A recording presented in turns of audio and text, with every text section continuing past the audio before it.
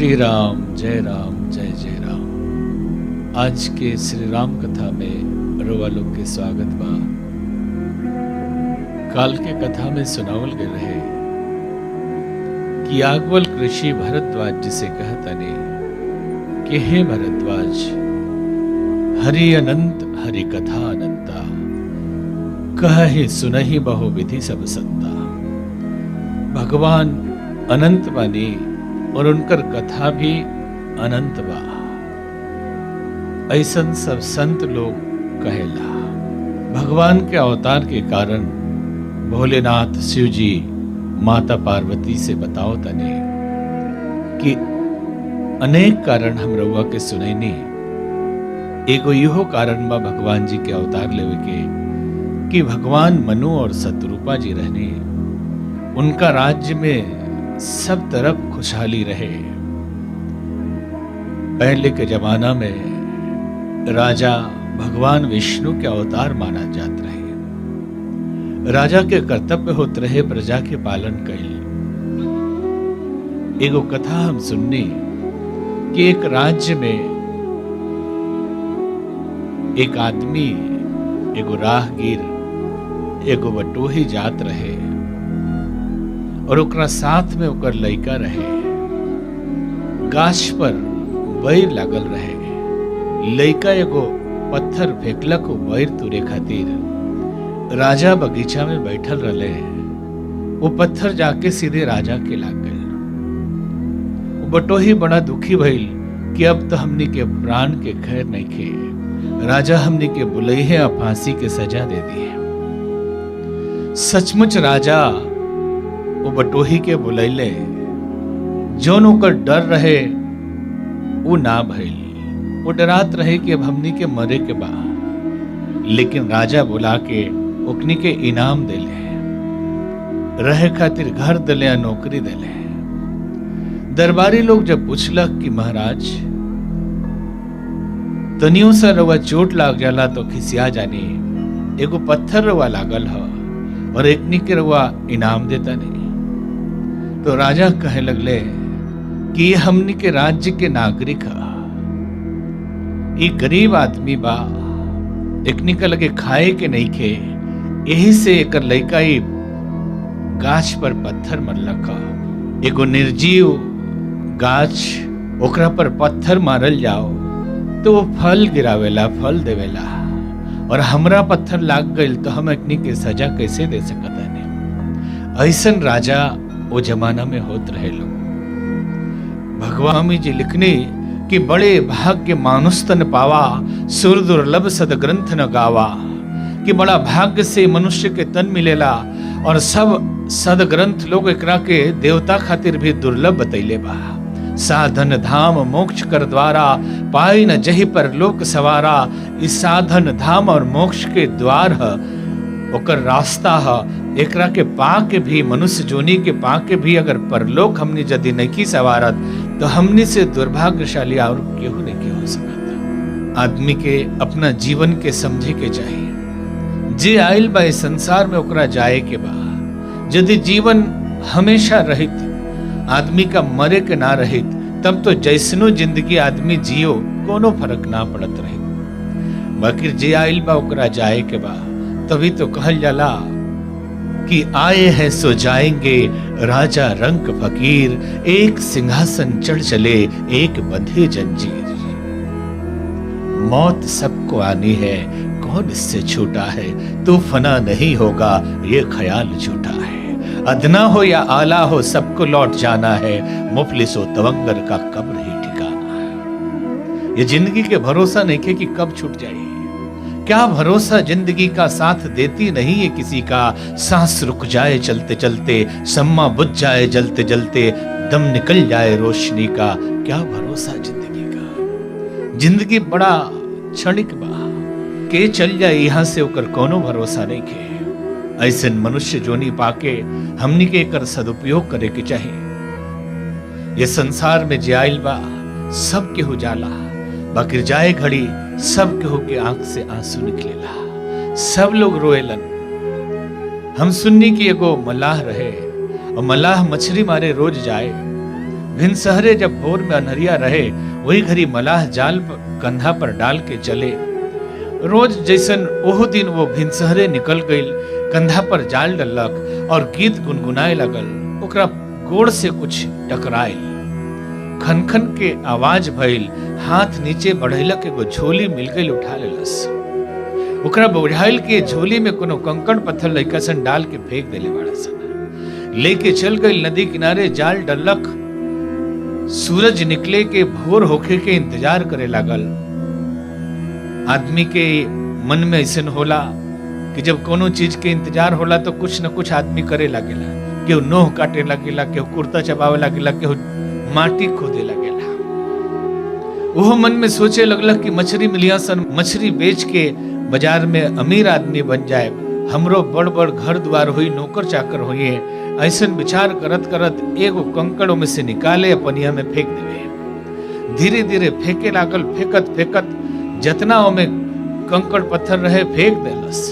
आखिरी में जब एगो कंकड़ बाचल रहे, जैसे पानी में फेंकलक, सूरज निकल चुकल रहले। सूरज की किरण जब किरणों पर पड़ल है पत्थर पर, तो वो चमके लागल पत्थर। मलाह रोए लागल देख के कि हे प्रभु, हम जोना के कंकड़ पत्थर समझले रहनी है, ई तो हीरा रहला।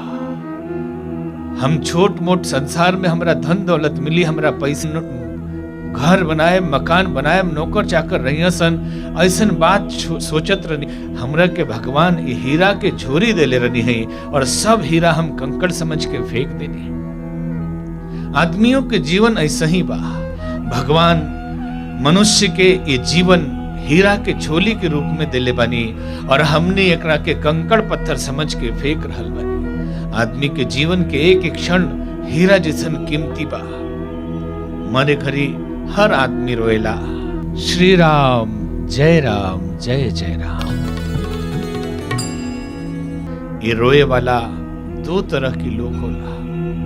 एगो तो ऐसन आदमी होलन जकरा जीवन में सूर्य भगवान के किरण आ गइल, जकरा जीवन में कोनो सदगुरु मिल गइले, जकरा जीवन में कोनो ज्ञान के किरण उतर गइल, जकरा बोध हो गइल, बुझा गइल कि जीवन कीमती रहल है और एकरा के हम ऐसे ही गवा देनी। आ दूसरा तरह के लोग ऐसे होला, लोग जे अनहरिये में अइले, अनहरिये में चल गइले, जकरा जीवन में कोनो ज्ञान न मिलल, कोनो गुरु न मिलले, कोनो बोध न भइल, अज्ञानता में जिंदगी मिलल, अज्ञानता में जिंदगी चल गई। ओहो लोग रोएला। वो एक खातिर रोएला लोग कि हे भगवान, ये जीवन अब खत्म हो रहल बा, अगर और तनी बाँचल रही तो बेटा के ब्याह भरल, पोतों के ब्याह देख लेती, तनी सूद ब्याज पर पैसा दिया रहल, वो पैसा ले लेती, तनी दो चार आदमी के गला कटले रहने है, दो चार आदमी बाँचिए गए रहल लोग, वहू लोग के कुछ करती। ऐसा अज्ञानी लोग अज्ञान में आवेला, अज्ञान में चल जाला। जीवन अमोल बा, एकर कीमत समझे के चाहे। रोज सवेरे आदमी उठा था, कहल जाला कि पशु जैसन जीवन ना जिए के चाहिए। आहार निद्रा भय मैथुनम च सामान एतत पशु भी नारायण। भोजन कईल, भूख लागल तो खा लेनी, नींद लागल तो सुत गईनी, परिवार बनेनी, बाल बच्चा भइल लोग, और ओकरा बाद शिकार में लाग गई, तो ये तो एगो जानवरों इतना करेला। और आम आदमी आजकल का करता, खाली एगो जानवर जैसन जीवन जियता, सवेरे उठ के शिकार में लाग जाता। नौकरी बिजनेस शिकारे तो हो, दिन भर शिकार के के बाद थक हार कहनी तो टेंशन दुनिया भर के जिंदगी में बा। फोन कनी, तनी टीवी देखनी, तनी एने ओने बतियनी, तले रात हो गल, सुत गई, फिर सवेरे यही जिंदगी। और ऐसे ही चलत चलत बुढ़ापा आ गई। शीशा में एक दिन देखनी तब बुझाइल कि हमहू एक दिन जवान रहनी, बुढ़ा गई, कैसे जिंदगी बुढ़ापा में आ गई, पते ना चलल। अभी तो जीवन शुरू भई रहा, अब खत्मो होके लागल। जीवन कीमती बा। 60 साल के औसत जीवन में 20 बरिस आदमी सूत के गुजार देवेला। 24 घंटा में 8 घंटा सूतल जाओ तो 20 बरिस 60 बरिस में आदमी सूत जाला। और ओकरा बाद नहाए में, खाए में, कपड़ा धोए में, एहू में 2-4 घंटा रोज खर्च हो जाला। 4 घंटा भी जाता तो 10 बरिस जिंदगी के यही में चल जाता। टेलीविजन के जमाना में केहू सास बहू के टीवी सीरियल देखता, केहू सिनेमा देखता और केहू दुखी बा तो कही कि आज मन नहीं खेला करता, आज सिनेमा देखे के बा। केहू सुखी हो जाए तो कही कि आज ढेर खुश बनी था, आज सिनेमा देखे के बा। आज बाजार घूमे जाए के बा, आज तनी मनोरंजन करे के बा, यहू में 4 घंटा रोज चल जाता। 10 बरिस जीवन के एहू सब में चल जाता तो पूछ ली कि 20 बरिस सुते में और 20 बरिस ऐसे वैसे चल गए तो 40 तो ऐसे ही गुजर गए। 20 बरस जीवन के बाँचल में से 10 बरिस निकाल दी बचपन के, जब कुछ बुझेबे ना करेला आदमी अज्ञानी होला। अब 5 बरिस कम से कम बुढ़ापा के निकाल दी, जो ना में आंख से लौकेला ना कान से सुनाला ना ठेहुना में दर्द होला, जीवन भार जैसे आदमी ढोएला।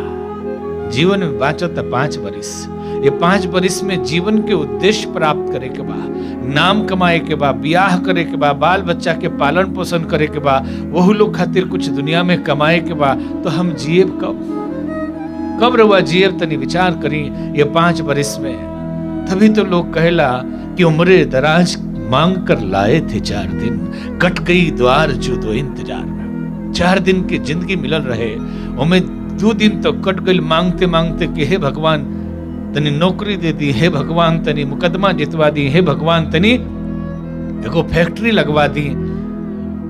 इंतजार में 2 दिन गुजर गई कि अब मिली तो हम सुखी हो जाए, अब मिली तो सुखी हो जाए। तले पता चला कि जिंदगी खत्म हो गई। सब कुछ पर हमने ध्यान देवे नहीं, बाकी जौन ये जीवन के मूल बा, जौन इस जीवन के सार बा, ऊपर हमनी के ध्यान ना रहेला। जीवन अमोल बा, एकरा के बचावे के चाहिए। श्री राम जय जय राम। जे जिंदगी के कीमत समझ लेलक वह ये संसार में बुद्धिमान बा। ऐसे तो जे ढेर चालाकी करता, जे दूसरा के ठगता, जे पैसा कमाता, ढेर ओकरे के लोग बुद्धिमान समझेला। बकर समझे के चाहिए कि जोन सबसे कीमती चीज बा, जे अमोल धन बा, जोना के धन के पाके कभी खत्म ना होला, वैसन धन भी कमाए के चाहिए। इस संसार में केहू का हमेशा नहीं रहेगी, सब केहू का चल जाएगी बा। एक राज्य में एगो राजा रहले, और नियम रहे वो राज्य की कि जे भी राजा बनी 20 बरिस का बाद एगो ऐसन मरुस्थल में भेज दियाई, एगो ऐसन रेगिस्तान में भेज दियाई जहां उनका के खाए के ना कुछ मिली ना पिए के मिली। तो जे भी वहां के राजा बने 20 बरिस के बाद वो मर जाते रहे। केहू डर का मारे वो जाके राजा बने के तैयार ना होके। एगो जवान लड़का कहलक कि हम बनम यहाँ के राजा। लोग समझावे लगलन कि 20 बरिस के बाद मर जाइबा बबुआ, काहे राजा बने के चाहता रहा। तो लड़का कहलक कि बाबूजी, जे भी ये राजा बनेला वो मरबे करेला, अजे नाहियो बनेला वो मर जाला, तो काहे ना हम 20 बरिस खातिर राजा बनिए के मरी। वो लड़का राजा बन गई।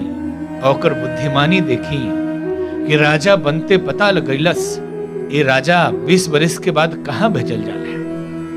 वो रेगिस्तान में गई, जाके जगह देखलक, वहां रहे खातिर एगो सुंदर महल बनवैलस, पानी खातिर एगो नाहर खोदवैलक, उन्हें से लोग के रहे खातिर इंतजाम कैलक। पूरा नया नगर बस गईल, नया राज्य बन गईल। 20 बरिस का बाद वो लड़का एहू जाके राजा बन गईल और वहू जाके राजा बन गईल। तो जहां हमने के जाए के बा वहू जाके तैयारी होके के चाहिए। ये समझ ले के चाहिए कि एजा बहुत थोड़ा दिन रहे के बा, यहाँ के पैसा रुपया डॉलर वहां ना चलेला। ये सब एजा के यही जा रह जाए, एजा के सब कुछ यही जा रह जाए। तो वहां कहाँ चलेला? वहां खाली भगवान के भजन चलेला। वहां एजा के क्रेडिट कार्ड ना चले, वहां खातिर एक एगो क्रेडिट बा भगवान के सुमिरन और भजन। लोग कहला कि बुढ़ापा में भजन कइल जाला। क्यों लिख ले बा कि वो कहते हैं हमसे कि ये उम्र नहीं है प्यार की, नादा है वो क्या जाने कब कली खिले बाहर की। जब तक जिंदगी में ताकत बा, शक्ति बा, जवानी बा, तब तक भगवान के भजन कर ले के चाहिए। ना तो कब बुढ़ापा आ जाए और कब भजन से मन हट जाए, फिर यहाँ से टिकट कट जाइए अगर कोनो ठिकाना नहीं खे। जब ले हरियर बचोला, जब ले जवानी बा, भजन कर ली। जबले हरियर बचोला भजन कैला, जबले हरियर बचोला भजन कैला। कपता रंग धानी रही ना रही, कपता रंग धानी रही ना रही। चल राम जी के मंदिर चरण धोइला, चल राम जी के मंदिर चरण धोइला।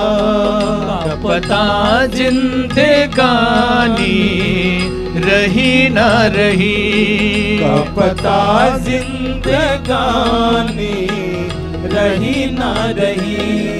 जबुल हरियर बचोला भजन कैला।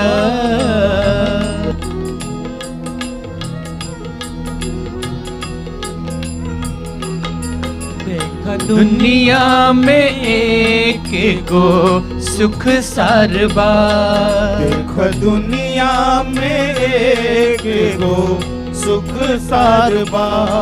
जहाँ भक्ति पाओ ही जे सुधा धारबा, जहाँ भक्ति भाव ही जे सुधा धारबा।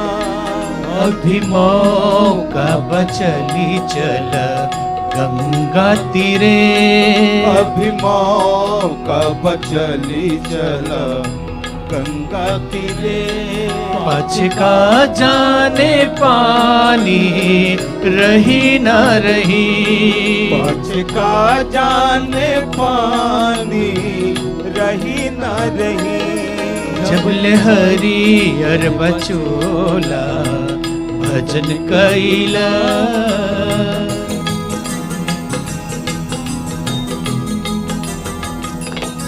बिना भक्ति के कहियो न शक्ति मिली, बिना भक्ति के कहियो न शक्ति मिली। फूल पत्थर पर बोलना कैसे खिली, फूल पत्थर पर बोलना कैसे खिली।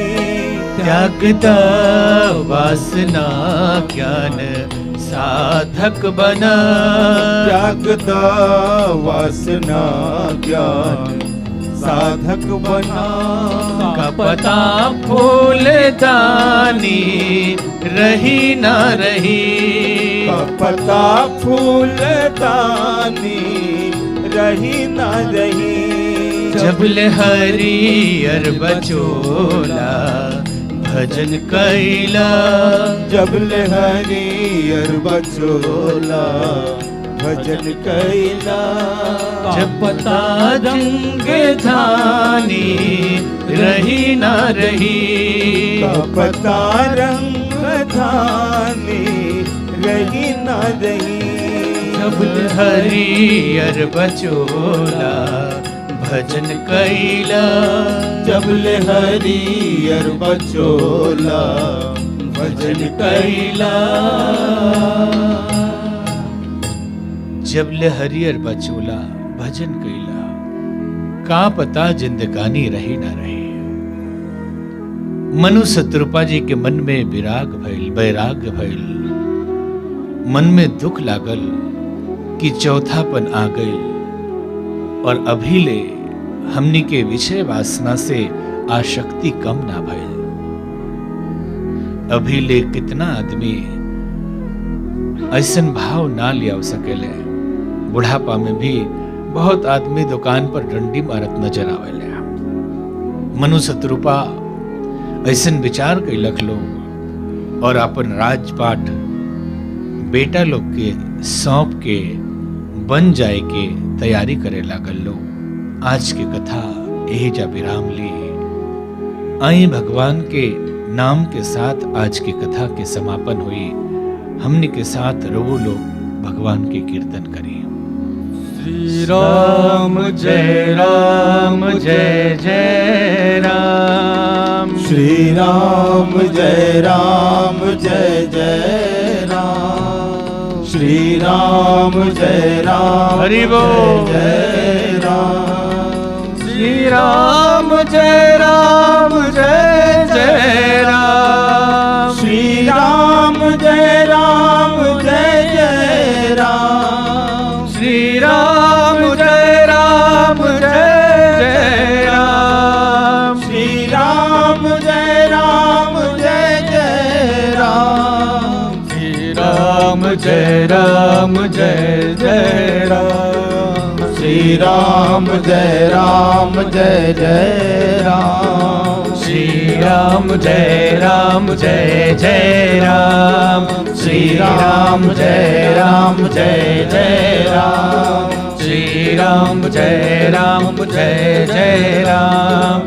श्री राम जय राम जय जय राम। श्री राम जय राम जय जय राम श्री राम जय राम जय जय राम श्री राम जय राम जय जय राम। श्री राम जय राम जय जय राम।